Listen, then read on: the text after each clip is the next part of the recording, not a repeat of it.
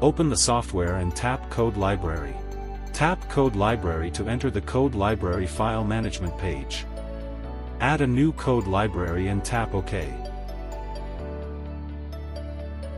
Select the newly created code library. Then enter Group Name Management.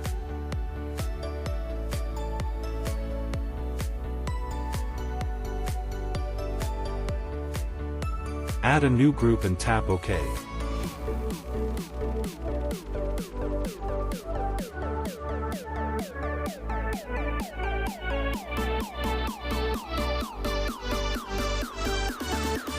Select the newly created group.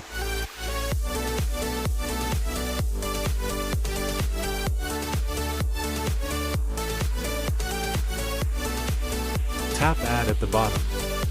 Enter the name and code.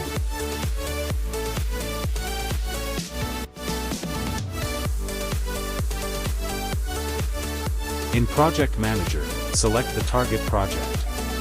Click Details and select the new code library in the code template or choose it when creating a new project.